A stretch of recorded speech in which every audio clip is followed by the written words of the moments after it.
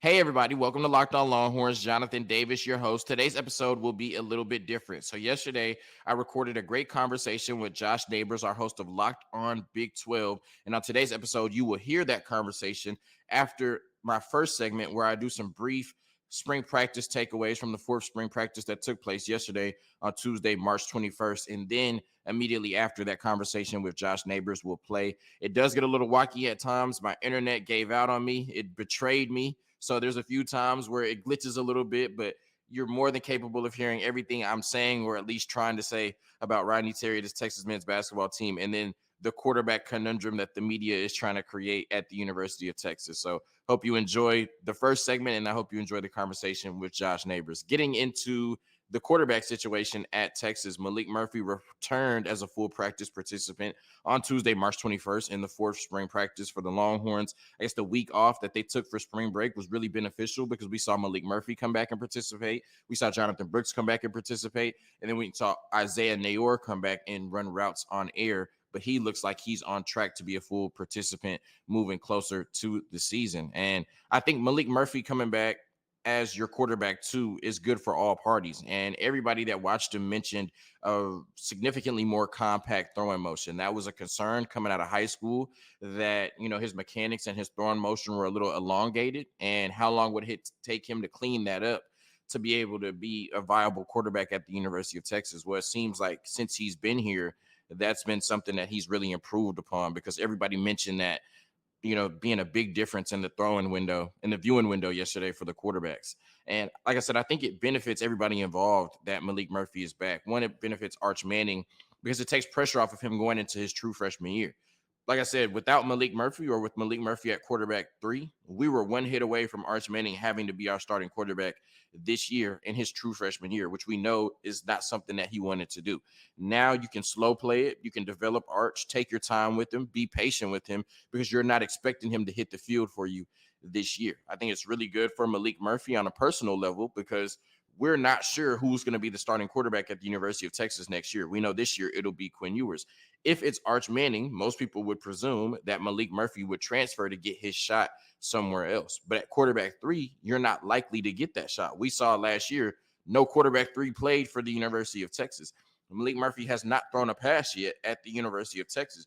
You would assume that if he's quarterback 2 this year, he will have opportunities to do so. I would hope, at least in the Rice and Wyoming game, and hopefully some other game action as well. And I think it's really good for Quinn Ewers, because we know that Quinn Ewers is going to be the starter this year. And I don't think either Maalik Murphy or Arch Manning can take the job for Quinn Ewers, but I think Maalik Murphy can put a little bit more pressure on Quinn Ewers than Arch Manning can, because Arch Manning is learning how to be a college football player. He's learning how to be a college student. So as talented as he is, there's just such a big learning curve between Arch Manning in month 3 and Quinn Ewers in year 2. At least Quinn Ewers and Maalik Murphy have been here the same amount of time. They haven't had the same amount of reps, but they've been here the same amount of time. So with Maalik Murphy's arm talent level and his knowledge of the playbook, he can push Quinn Ewers a little more than Arch Manning can. So I think this is good for all parties that Maalik Murphy slid back in as quarterback 2, and he only missed 3 practices. So, him having the experience edge on Arch Manning, he rightfully should be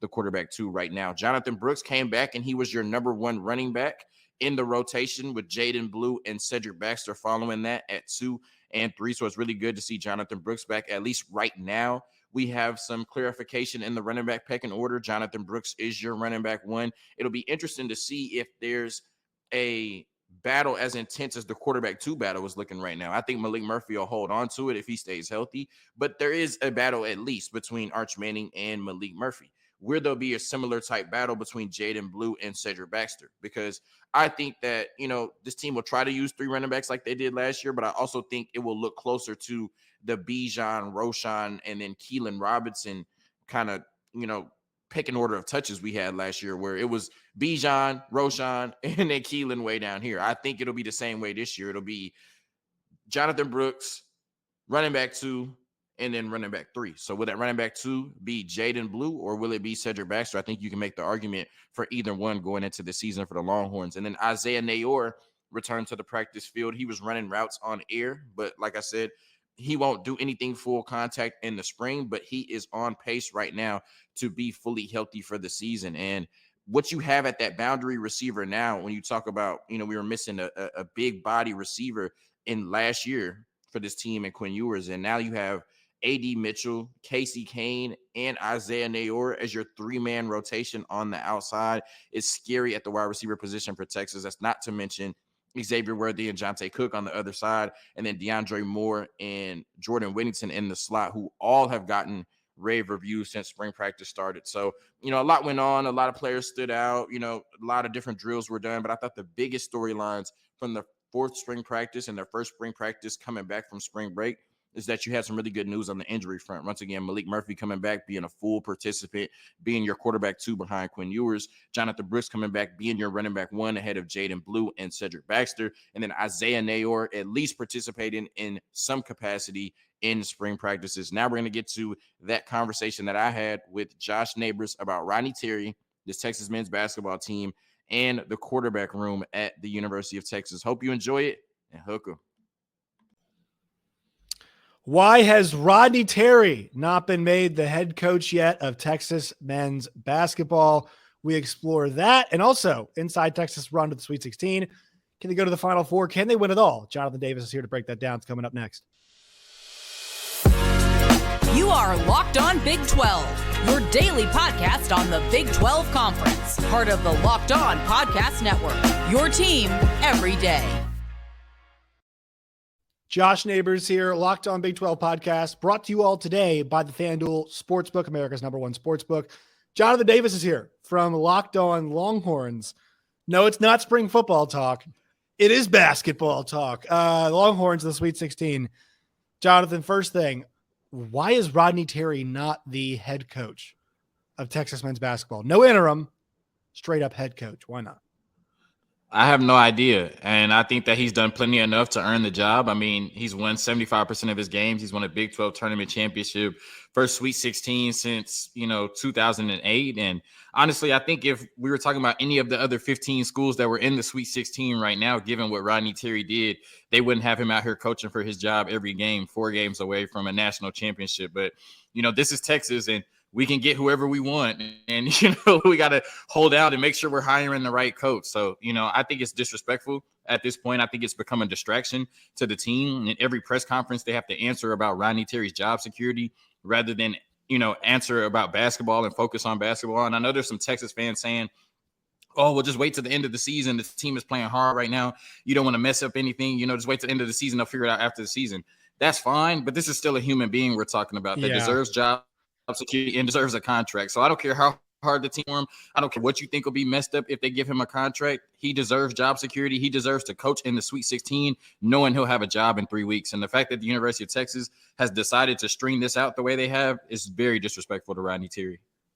So you mentioned who are they can get anybody they want, right? Anybody they want, and they have the money for it. Allegedly. Allegedly they have the money for it. Who is it? I don't really want John Calipari. Also, he's not going to leave. He has an amazing recruiting class coming in to Kentucky. But who are the actual names? One I thought of, Eric Musselman was one that I actually thought of at Arkansas. But outside of that, who is Texas going to poach? Maybe Jay Wright wants to come out. Maybe just say, hey, Jay, we'll make you the highest paid coach in college basketball to come coach Texas Longhorns. But he seems like he's kind of out of the game. So who is it really that you think Texas could get? And, are we at the point where you're like, yeah, I'm not really sure. Why isn't Rodney Terry our guy? And it's a short-term, cheap contract, and he can prove it. Yeah, well, I think that's the other part of the equation. Who are you going to get? You talk about Eric Musselman, but he's been to 3 straight Sweet 16s at Arkansas. Why anything he can do at Texas, he can do at Arkansas. People talked about Nate Oates early in the season, but his display of lack of institutional control, I'm out on that. So like you said, John Calipari. So, I mean, at this point, to me, it's either blank check to Jay Wright, give Rodney Terry the contract that he deserves. It's that simple. And the University of Texas has allowed it to become a distraction because they're making it more complicated than it needs to be. Yeah, I will say this. The unknown about Rodney Terry is that, look, these are not his players. He did not recruit them. Did not he recruited them to Texas. He's part of that process, getting transfers and whatnot. But he was not, obviously didn't bring them in initially, I guess you could say, right? kind of a handpicked roster, kind of the way they did things was already in place. But we did see some changes in some of the stats, the numbers for them once he was the head coach, opposed to when Beard was the head coach. So I think he has his own style. I will say, like, I love.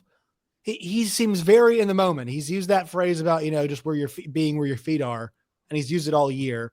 And I think his team has been very good at being present. I thought their loss to Kansas this year was very impressive.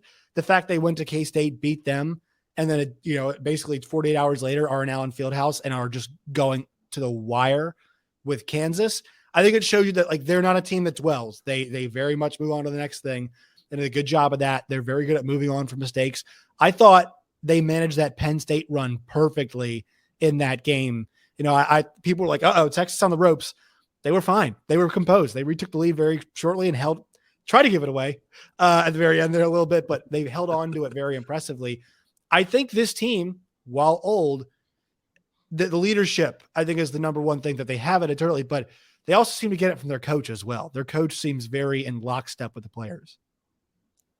Yeah, I mean, they're a battle-tested team. You talked about, when they went down 3. I know a lot of people, including myself, were like, here we go, but this is a team that has come down from double digits, I think 3 times to win under Rodney Terry alone, Texas Tech game, the TCU game, K-State, they were and then down. There was another game. I think K-State. I think the second Kansas State game, yeah. I think we were down double digits as well and came back and won that game. So they were battle tested. They have a lot of experience. They have, like you said, a roster full of players that have been here and done that. And so when they got down 3, they just came out, calmed themselves down. And this is a team that's following Rodney Terry and this coaching staff, and I think recently what we've seen is this team has reached its full potential. 1, because they found Dylan Dessou on the offensive end, but 2, they've become a team that's hanging their hat on defense and rebound. And we talk so much about the talent on this team all the time and what they can do offensively, but the teams that win in March are the teams that defend at a high level and rebound. And that's the reason that Texas is on the current 6-game win streak that they are on, because they have bought into defending at a high level and they've bought into rebounding at a high level. And of course, they're good enough on the offensive end to beat most teams that they go against. Yeah, they've got. I think it's like 4 or 5 guys that if they went for 20, you're not surprised, right? Carr, we obviously know he can go for 20. Serge Jabari, actually, the second guy I go to is funny enough a bench player, right? Serge Jabari Rice was starter, he'd be scoring, damn near 20 a game. That dude can fill it up. Tyrese Hunter, I know he hasn't done that very often, but not surprised with him. He's a really good defender, and we know he can go off in tournament games. He did at Iowa State. I think Timmy Allen's pretty good too. I know he's had some rough patches this year. And then Dessou, and also Christian Bishop. I think he had a 20-point game maybe recently too, or an 18-point game recently. But I'd be surprised if Christian Bishop gave you 20, but it's possible. Yeah, no, I mean, it's definitely it's not impossible. It's not impossible. Okay, yeah. Let's just say 4.5 guys, right? Let's be fair. So 4.5 guys, I can give you 20. I mean, they're dangerous, like you said. They're buying in on defense. Yeah, it's a very talented team. And I think what's interesting about this team is there's no bona fide NBA talent on it, right? They don't have a Brandon Miller or somebody that's, it's like, oh, okay, he's going to be a top 10 pick in the draft. It's just a really good collection of college players who have been around and done that. And I think this team has been able to flow offensively recently, because before coming into the tournament and all of that, it was like, oh, okay, they have really good guards, right?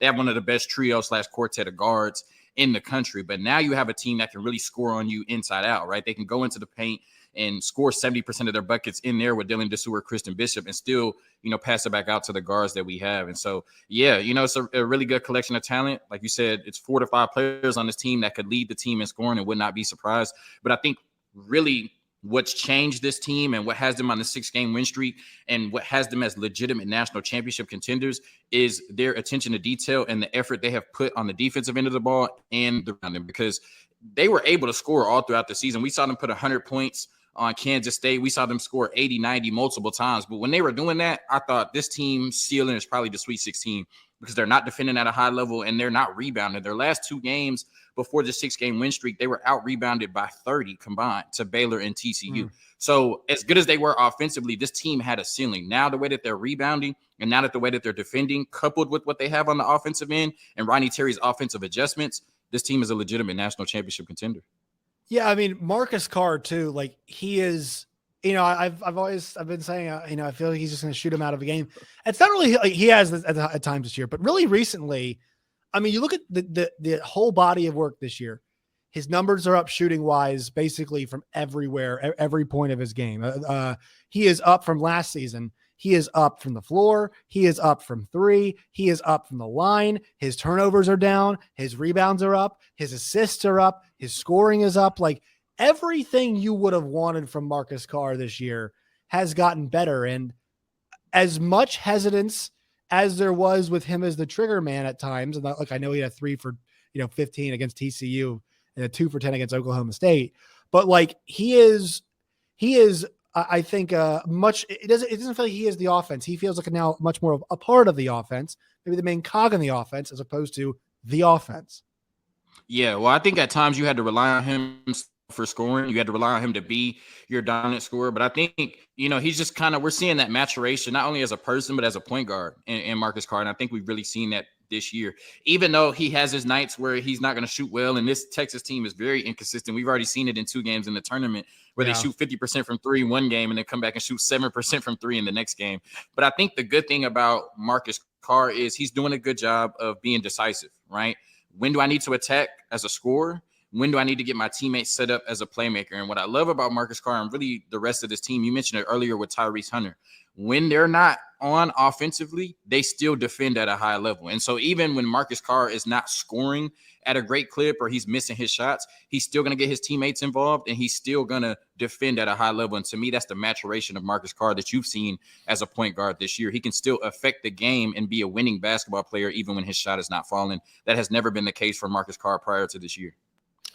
And we'll talk about the Xavier matchup here in a second, but first, a quick word from our sponsors. Today's show is brought to you all by the FanDuel Sportsbook. If you all want to wager on any of the Sweet 16 and Elite 8 matchups, or also just wager on who will win the national championship, you guys want to wager on single game props as well, you guys can do that at the FanDuel Sportsbook. Go to FanDuel.com/locked-on today. You guys will get a insurance on your first bet up to $1,000, I believe, right now. So once again, FanDuel.com/locked-on today.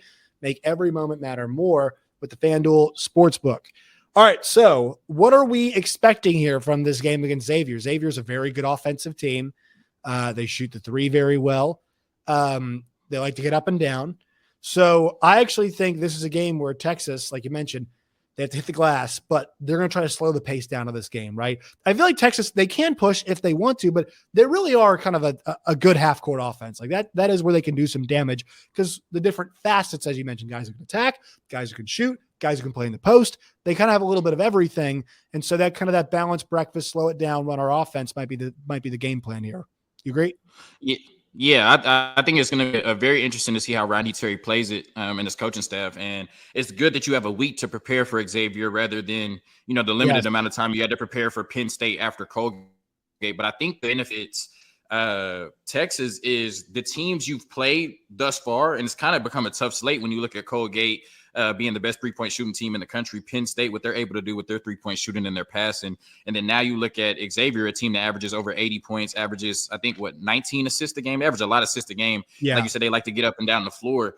The playing styles have been similar between Colgate to Penn State and then Penn State to Xavier. And so you kind of come in and defend the same way that you would. As far as the offensive end and pushing the tempo, I know that this is a team that wants to push the tempo at times and, get some easy baskets. But you mentioned when it's a tight game or it's coming down the wire and different things like that, this team does have the ability to go to that high ball screen action with Marcus Carr and Dylan Dessou, dump it down to Dylan Dessou in the post and kind of slow it down and get some easier baskets in the half court than I think Xavier is capable of. So I think they can kind of play that up and down game with Xavier, but when the game gets tight, down the stretch, they can also execute a little bit better in the half court offensively. And that's why I think Texas wins and covers, because that's what good and great teams do on Friday against Xavier. Yeah, kind of the questions for them have been about, guarding big guys. And I know they got a couple really good ones on Xavier with Zach Fremantle and then obviously Jack Nunge. That'll be a big key for them is stopping those guys inside. But they've been up to the task with some of these. All right, I want to ask you about some football stuff before we get out of here. Okay. So I saw that our guy Arch Manning, getting to fight for the job, right? And then he's running with the threes. And our guy Maalik Murphy is running with the twos, is what I saw from Orange Bloods today.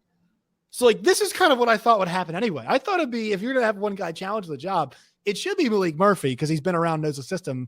And, is their scout team guy and has basically done everything in that role. I would trust him more than the guy coming from great name and great, high school stats, but coming from what, 2A in Tennessee? Was that what it was?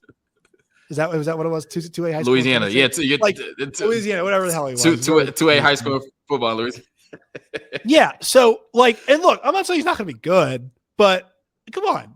This makes sense to me. I like this. Yeah, no, this is how it was supposed to be, but Maalik Murphy missed the first 3 spring practices with an ankle injury that he suffered in high school. So it was like he got, he came into college, had the ankle injury. Well, he was dealing with the ankle injury. He couldn't fully participate in the spring last year. Then he gets cleared. He has some type of wrist injury, I think, on a scooter downtown in Austin, which is why they were talking about Charles Wright playing against UTSA last year, if you remember, in game 3. Then in the Alamo Bowl, he's quarterback 2. And so we're like, okay, Hudson Carter's going off to Purdue. Then we start the spring and Arch Manning is quarterback 2 because Maalik Murphy is dealing with complications from his ankle that preceded everything I just mentioned going back to his high school championship game. So we're like, what's going on? Why is Maalik Murphy not participating? But he did come back to practice today. They had taken a spring break off. So they did 3 spring practices and then had a whole week off for spring break. I guess that was really good for Maalik Murphy. He's back in that quarterback 2 spot. And this is what every Texas fan, everybody that covers the team, everybody envisioned, that Maalik Murphy would be quarterback 2 this year, and it would allow for slower development and them to kind of have some patience with Arch Manning. There was a scary point in that first week of spring practices where we looked at it and said, hey, we might have to rely on Arch Manning this year. When you looked at Quinn Ewers, his last 2 years as a starter, he's gotten hurt. The 2 years Steve Sarkisian coached at the University of Texas, he's used 2 quarterbacks in 12 of the last 15 years at the 40 acres. The University of Texas has used 2 quarterbacks. So we were like, well, damn, if anything happens, Arch Manning has to come in. With Maalik Murphy back healthy, second year in the system, he is the rightful quarterback 2, and I'm glad he only missed 3 practices. And now he's back in that second rotation as quarterback 2, which allows Arch Manning to get the development he needs this year and take a year off as quarterback 3, presumably, if both quarterbacks in front of him don't get hurt.